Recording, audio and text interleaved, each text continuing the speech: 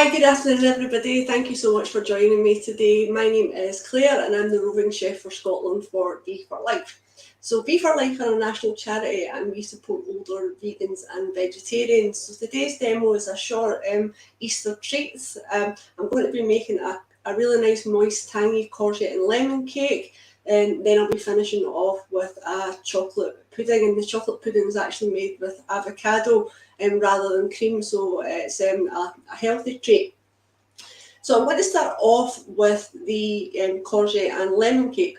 So I'm just going to run through the ingredients with you just before I start. So you're going to need some vegan margarine, and making sure that that's dairy free. There's loads of different options available in your supermarkets or from your suppliers. And you'll also need some courgette. So again, we're looking for the healthy option here, helping count towards your 5 a day. You'll also need some castor sugar, so you don't want to use granulated sugar here. You want to make sure that it's castor sugar that you've got. I'm going to be using 3 lemons that I prepared in advance. So we need the zest of the lemon and we also need the juice. I've got some plant-based milk. So if you're joining us today, perhaps you're a chef at a care home, maybe you're an older vegan or vegetarian yourself, and maybe you support an older vegan and vegetarian, and perhaps you care for them, or maybe you just have some vegan and vegetarian friends. So when you're selecting a plant-based milk, we do recommend soya.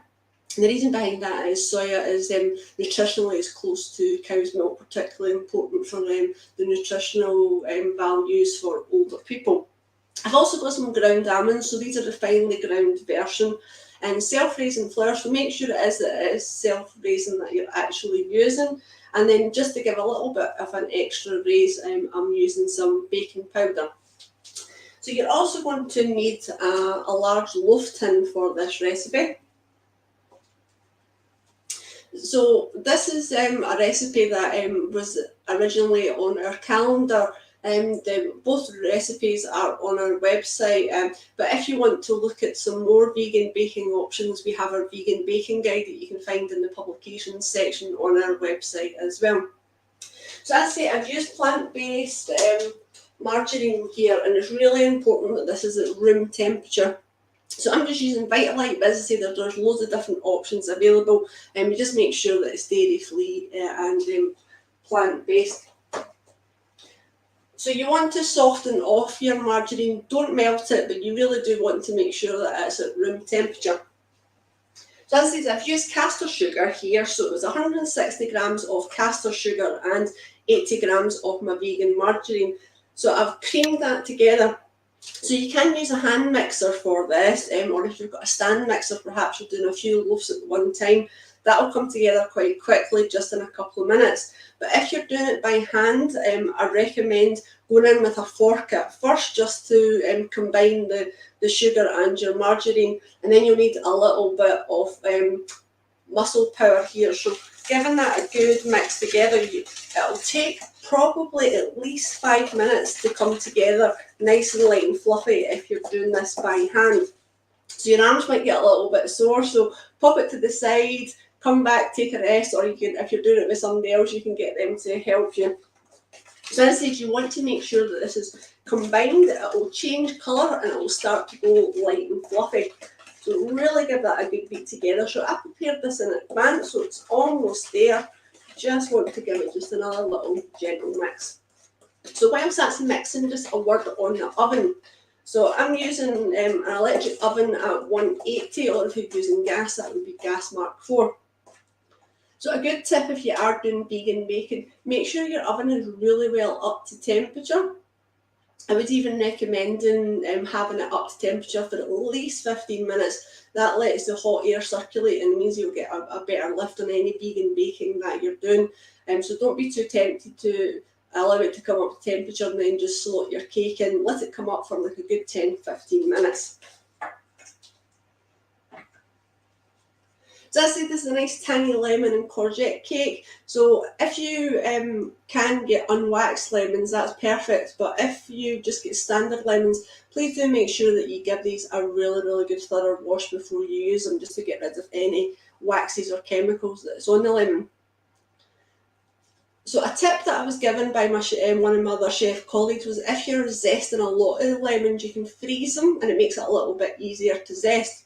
So if you don't have a zesting plane, and what I've done is I've actually just zested mine on the fine side of the grater. A lot of box graters do have a zesting side, but I do find that the zest tends to stick to that. So what I've done today is just use the fine side of the box grater.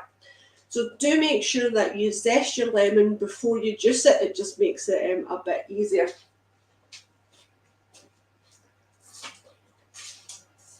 So I've got the zest of 3 lemons. So if you're doing this in batches, or if you've got a lot of lemons for whatever reason, you can actually zest in advance and freeze off. And you can even pop your lemon juice into ice cube trays and freeze them off in advance. But anything you're using for vegan baking, no matter what your ingredient is, make sure it's come up to room temperature first, and that means that your cake's going to get that lift as well. So I've zested the 3 lemons that were pre-washed, and then I've taken 40 mils of the lemon juice. So we're going to add that into the creamed margarine and sugar. So don't worry when you put this in at first. It's going to look a little bit like scrambled egg, and it might even look like it's splitting and separating, but once we add the flour in, that'll come back together again, because a lot of people think that they've done something wrong, so don't worry about that. So I'll go ahead and add in my lemon zest. And then, as I said, that is the 40 mils of the freshly squeezed lemon juice. And we'll start to bring that together.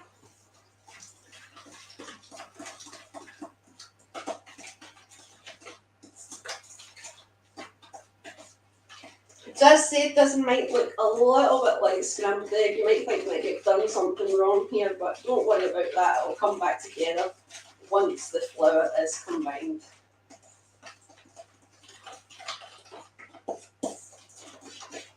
So that's looking pretty good there. So another good tip when you're doing any vegan cakes is you can pre-sieve your flour. You could even sieve it 2-3 times, and that way you've got rid of any lumps, but it'll also help to aerate it so that you get a nice light bake. So just for demo purposes, I'm just going to go ahead and sieve mine just once today.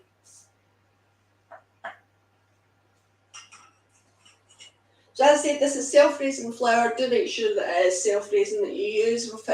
I've had a couple of people in the past say to me my cake was flat as a pancake, and then it turns out that they've used plain flour. So we'll go ahead and pop in our flour. Sifting from a height, making sure that there's no lumps and you're getting all the air in. So don't be tempted to mix your flour in just yet. What I tend to find, particularly for vegan cakes, is if you add all your dry ingredients, then stir it. You don't want to overwork a cake batter, because that way you're going to knock out any air, and it can also overwork the flour and you end up with a heavy bake as well.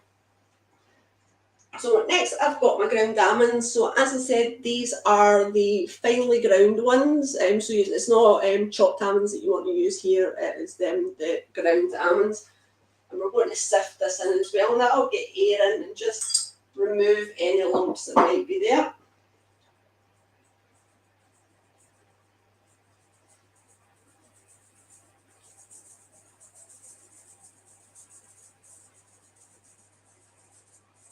And once you get through the larger bits, you can pop that in. So as I mentioned, it's soy milk that we're using, so that'll go in along with that. And then this batter will slowly start to come together. So don't mix too heavily here. You want to be quite gentle just to bring that all together.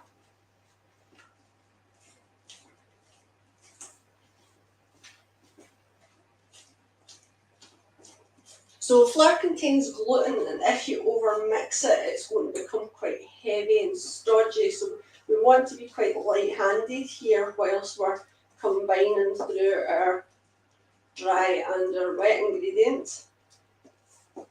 So the smell of that citrusy lemon and the tangy lemon zest, it smells absolutely wonderful. So as I mentioned, we've also got our vegan baking guide, so there's loads of bakes in there. And if you're a fan of loaf cakes, the banana cake is really, really nice. That's also a good one with the chocolate chips through it, so you could even add some dairy-free chocolate eggs through that and decorate the top with chocolate eggs as well.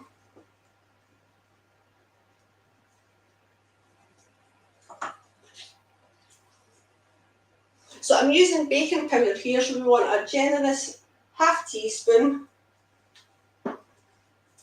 So you could sift that through with the flour, but you can also just stir it through just as long as it's well combined.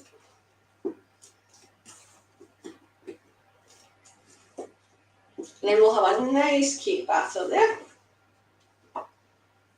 So as I said, this has got courgettes in it. So again, like the lemons, really important to give your courgettes a good wash because we've left the skin on. And then when I've grated those, I've used the rough side of a box grater. Don't use the fine side or it'll become too moist.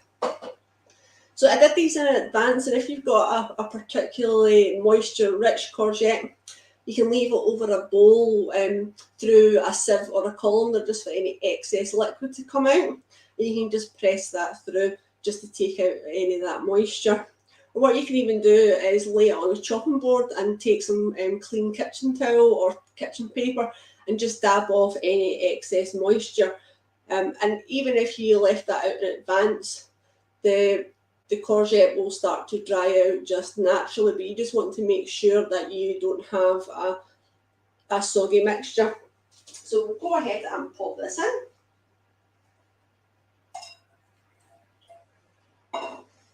So again, being really nice and gentle here, we just want to combine that through. We don't want to go crazy with the stirring here.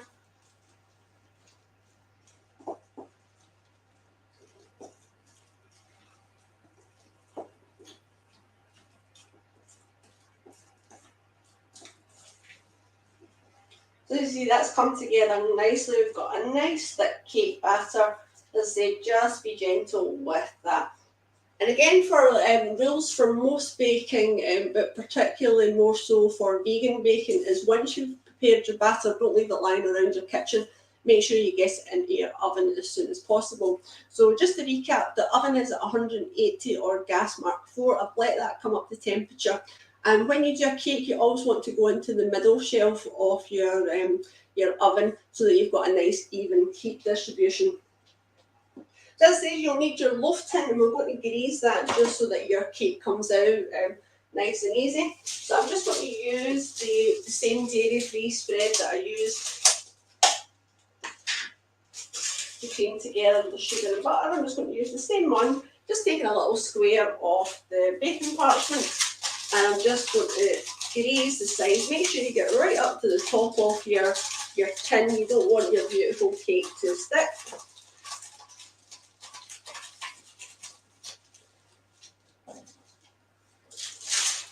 Then I've pre-cut a square of my parchment paper. So something that I've found is when you go to put your greaseproof parchment paper into your tin, it all rushes up and it becomes all crinkly, and quite often it will spring back out. But if you take the corners and then snip the corners, that should go into your tin a bit easier, and it just helps it to stay down. So excuse the rustling noise just while I trim this. So you're just snipping it on the diagonal.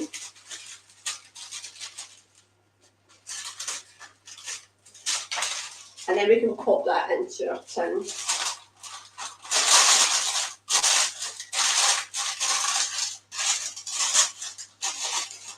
So by snipping those corners, that will fold out easier, and it will mean that it won't rush up and that it won't collapse back on itself.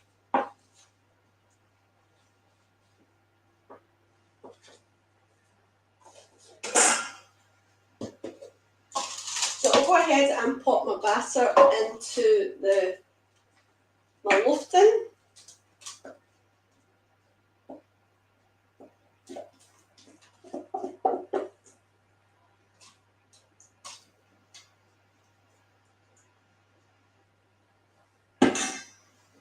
And then we'll just give it a wee hand just to spread it back. So don't be tempted to bang your cake tin because you'll knock out any of the excess air that you've incorporated, and you want that extra air in so you've got a nice light bake. So you could use a spatula for this, but the wooden spoon's fine as well. So I'm going to set a timer. It's really important to make sure that you're aware of the time that your cakes are baking for, and don't be tempted to peek halfway through, because that will reduce the oven temperature and your raising agents might not have fully activated and your cake's more likely to collapse in the middle. So I'm just going to set a timer for 50 minutes.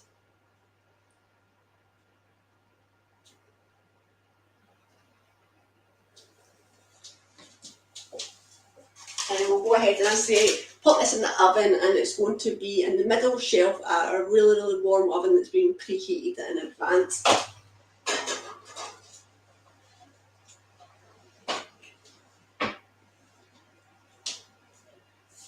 So if you do have a tendency to peek into the oven, perhaps you're finding that your cake's going a little bit brown too fast on the top, what you can do is pop a little bit of tin foil over the top just for the last 10 minutes of the bake, just so that you're not getting too much browning on the top. So when you take your cake out, you want to pop a little skewer in the middle, and if that comes out clean, you'll know that your cake's ready. And as I say, if you have to pop it back in the oven again, just pop a little bit of tin foil over the top, and that stops that additional browning. So to decorate the top of this cake, we are just going to do a nice lemon icing. So it depends on how you want to decorate this. You can have it plain as it is. It's really nice, just sliced, served with some vegan custard. You can do a sugar syrup made with sugar and lemon, and you would heat that through. So the details of that are on the recipe on our website. But today I'm going to do an icing. So it's just standard white icing sugar that I'm using here, and we're going to make a nice lemon icing. So like our flour and our almonds, we want to give this a good sieve, make sure that there's no lumps.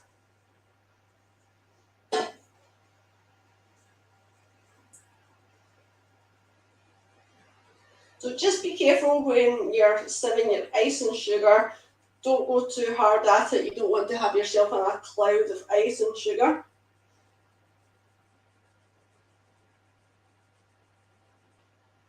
So you can also use your spatula just to help through any lumps.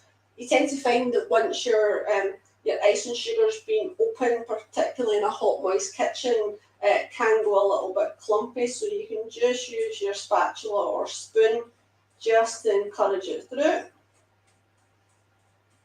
But as I say, don't be hitting your sieve with too much effort, because you don't want to have all that icing sugar puffing back on your face.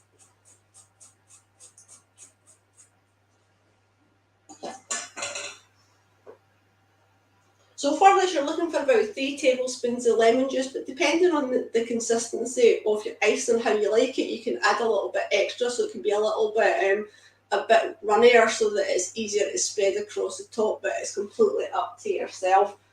So we'll go ahead and add our lemon juice, and we'll combine that together.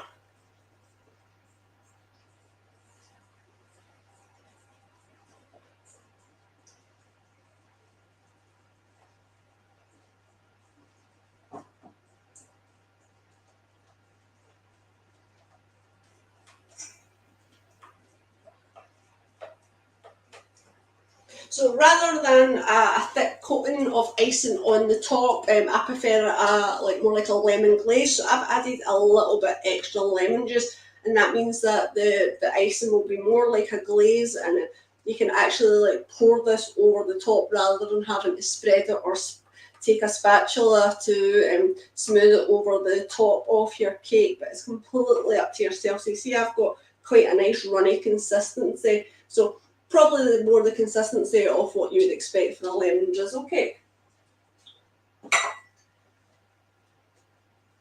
So this is the cake that I baked last night. So because it's vegan, you'll see that you don't get a huge amount of lift, and it's a nice moist cake. So the banana bread tends to get a bit more rise on it, but this one's a bit more flat, so it's more like square slices. So again, as I said, it's ideal to slice in advance, and you can even serve it warm with custard. It makes a really nice option.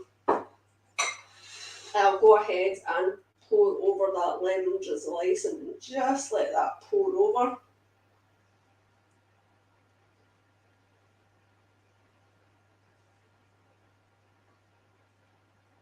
that come down the sides.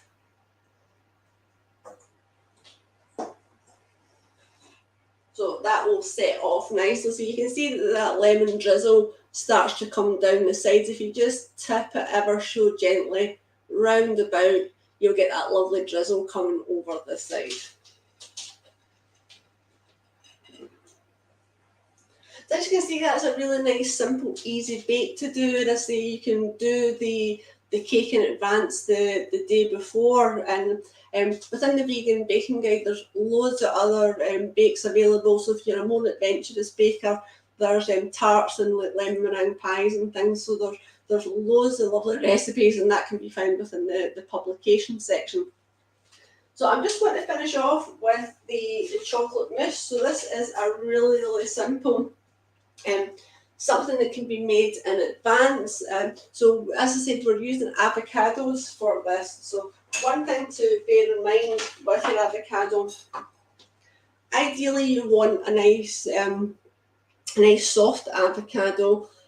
If you're not sure if your avocado's ripe, where the stalk would be, if you give it a little push and you've got a bit of give there, that's when you know that your avocado's soft, but you can generally feel the flesh as well. So I'm just going to use a hand blender to blitz this. I'm just going to do this just in a jug along with my hand blender. So I'm going to take my knife and just run that along the middle of the avocado. Just take care here, you don't want to slide and cut yourself, so just be careful. And just twist your avocado, and then that stone should just slide out nicely. So if you've got a soft avocado, that should come out really, really easily, and your flesh should be nice and soft. So this is a large avocado that I'm using.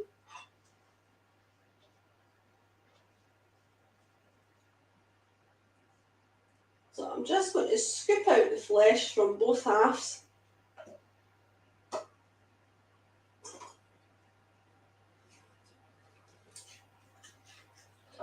So if you were based within a care home and you were doing larger batches of this, I do believe that larger supermarkets and a lot of suppliers actually do frozen avocados, so you could let that defrost and that would work equally as well. And it means that you're not having to de-stone and scoop out all your avocados.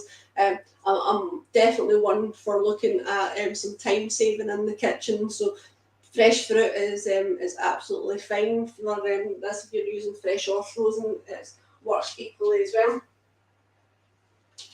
So as I mentioned, we're looking for plant-based milk, and I'm going to use soya again. So this is 80 ml of our soya milk. And then for sweetness, we are going to use maple syrup. So a lot of people don't realise that a lot of recipes call for honey, and honey actually isn't suitable for a vegan diet. So do bear that in mind. If any of your residents or friends or family are vegan, they probably won't be eating honey.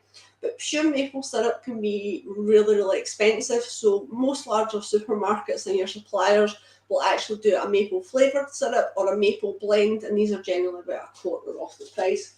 So depending on your palate, we can look for between 1 and 2 tablespoons of that. So I don't like it too sweet. I'm just going to go for 1 for myself. Then I've got some cocoa powder. So this is going to give a nice deep chocolatey flavour. Here I'm just using supermarket own brand. So do make sure that it's not drinking chocolate that you're using here. That's a completely different product. Some products will say that it's suitable for vegetarians and not specify vegan, and that's generally because the factory can handle milk products and they can't guarantee that it's free from milk. But if you just check the back of the pack, it will be clearly labelled if it's suitable for vegetarians or vegans. Generally, your more expensive brands are suitable for vegans also. So to get that nice chocolate flavour, we're looking for 2 spoonfuls of our cocoa.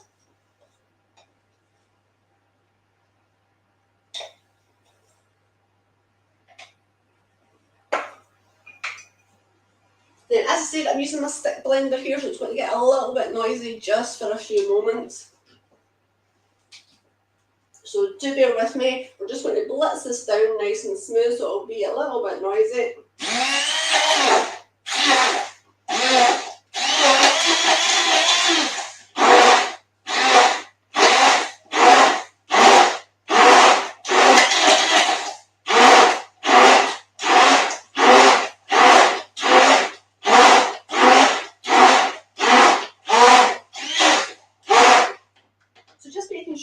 all combined. It's nice and smooth, and that avocado flesh gives you a lovely silky mousse consistency.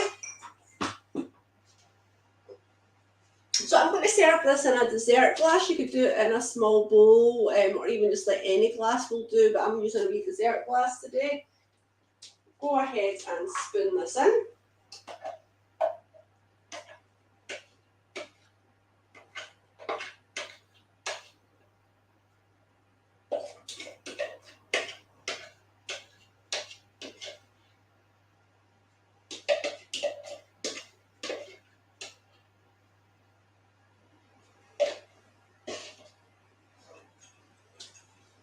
So because it's Easter, I'm going to top this off with some mini eggs. So mini eggs generally are chocolate based.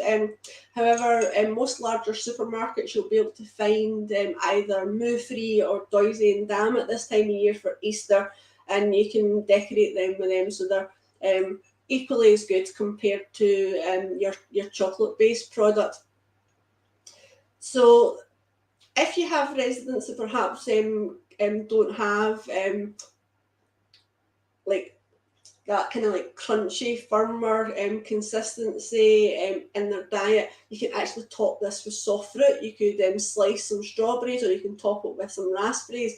It's completely up to yourself. But because it's Easter, I'm just going to go ahead and decorate this all with some nice mini eggs. So as I say, your doisy and dam or your moo-free is going to be a good option there. So there we have it. That is my vegan chocolate mousse topped off with our mini eggs. So this will keep in your fridge in advance. But if you are topping with the eggs, I would generally top the eggs before service. So again, a nice activity, as I said, if you're coming today from a care home and you're a care home chef, or perhaps you're the activities coordinator within a care home, it's a nice activity to get your residents to decorate and top the top of the chocolate pudding themselves with those mini eggs. So my cake has drizzled down nicely now, and that icing is starting to set off. So you can do this like a nice thick icing. You can make it thick where you have to layer it on with a spatula. So just take care if you are doing that. You don't want your cake to crumble. So it's been absolutely lovely having you along today, and I can just see in the comments section that Kelly's joined us today, and Kelly's saying it looks delicious, and she's saying we only had smelly vision. So I always think that when we do these virtual demonstrations, that I can get all the amazing smells coming from my oven or from my kitchen. So please do feel free on YouTube or Facebook to ask any questions, and I'll be sure to get back to you.